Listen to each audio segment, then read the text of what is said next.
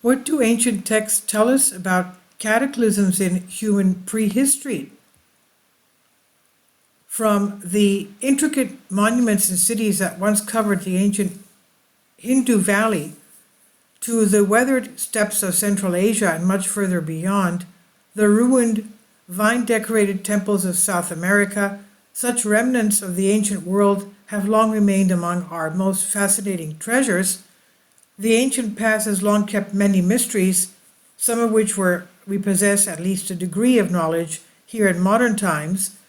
Among these are the notions of ancient cataclysms of truly epic proportions, which seem to suggest that there was more great change on our planet in ancient times than history has managed to yet account for. Some of the most famous examples of epic, earth-shaking mysteries from times long past come to us in the retelling found in documents from antiquity. For instance, in ancient Greece's Plato's dialogue Critias, a text for which only incomplete portions exist today, is famous among both historians and alternative scholars alike for its description of the fabled island kingdom of Atlantis. Critias divulged the following about the mythical Atlantean kingdom and its war with those further inland.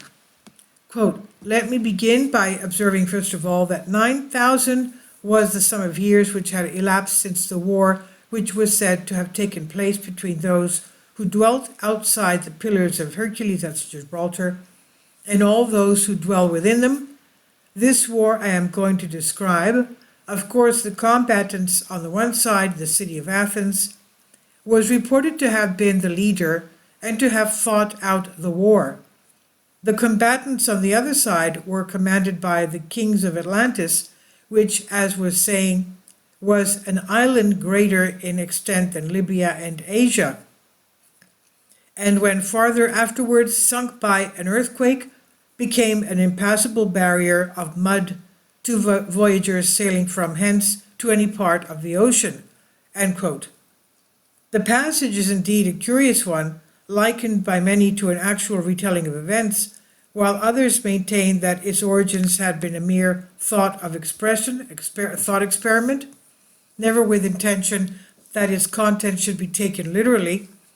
Whatever the truth may be, this odd bit of information from the halls of antiquity has spun innumerable legends about the true nature of the lost kingdom of Atlantis, as well as speculation about its origins and possible existence.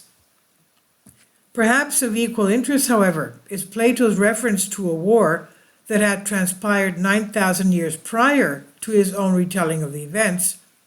This again might only be a brief but novel aside in the broader legend.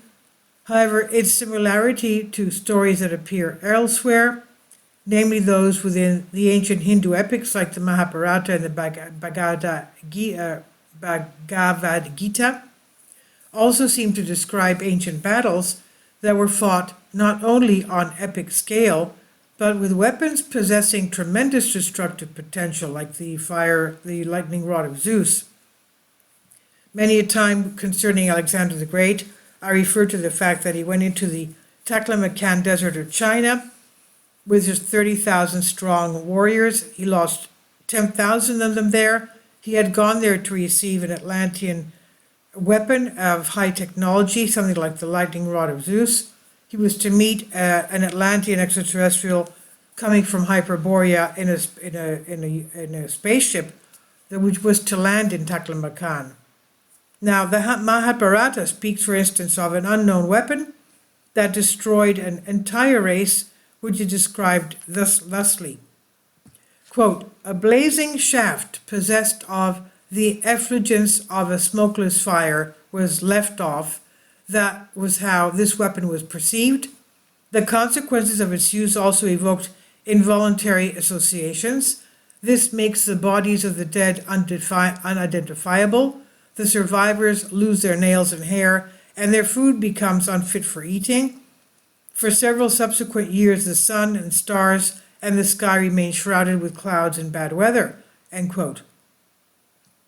The weapon, sometimes called either the weapon of Brahma, the flame of Indra, was described in the Hindu epics in such a way that the modern mind, many of its characteristics resemble our concept of modern nuclear weapons, the likes of which were developed and first used during the Second World War. Quote, "It was a single projectile charged with all power of the universe, an incandescent column of smoke and flame as bright as 1,000 suns rose in all its splendor. It was an unknown weapon, an iron thunderbolt, a gigantic messenger of death, which reduced to ashes the entire race of the Vrishnis and the Andhakas," end quote. It would be difficult to build a case around the existence of actual weapons of mass destruction, ancient weapons that were utilized in the ancient world. Nonetheless, such descriptions have provided fodder for the speculation of ancient alien theorists, as well as the research of alternative historians like Graham Hancock, which suggests the existence of an ancient super-civilization. With little doubt, there are likely to have been many formations of civilizations that have come and gone, and of which we may possess little knowledge of today. Could they have utilized technology similar to those in use in our more modern world, and perhaps those with equal destructive potential? A more plausible scenario would hold that the evidences of epic cataclysms found in texts from antiquity likely represent catastrophic changes occurring on Earth long ago, possibly stemming from any number of different natural sources that range from asteroid impact to supernova or even cosmic ray jets, as suggested by researchers William Topping and Richard Firestone in their 2001 article, "Terrestrial Evidence of a Nuclear Catastrophe in Paleo-Indian Times," in which the authors relate that, quote, the entire Great Lakes region and beyond was subjected to particle bombardment and a catastrophic nuclear irradiation that produced secondary thermal neutrons from cosmic ray interactions, end quote. That's the first I heard of this. The entire Great Lakes region of the North America subjected to particle bombardment. Perhaps this can account for the evidence of mass destruction in the ancient world, the likes of which many have compared with the effects of modern warfare, though in likelihood such ancient occurrences were of natural origin. And yes, there is scientific data that helps substantiate such ideas based on geological and other data spanning the last several hundred thousands of years, showing the degree to which wild changes have occurred on our ancient planet. Still, no complete picture seems to have emerged, and in truth we may never fully reveal the epic levels of destruction that occurred on this planet since ancient times, though perhaps the persisting question is whether the holy epics and dialogues of antiquity, opposed to being merely folk tales, are actually based on factual occurrences that detail multiple levels of devastation that occurred, and perhaps on a global scale, in our ancient world. And this is on Bended Reality. Please leave your comments, and thank you for your support. This is from Mysterious Universe. Thank you. Kindly support my Patreon account. The daily posts are 5 videos daily, and they are totally different from what I have on my YouTube channel.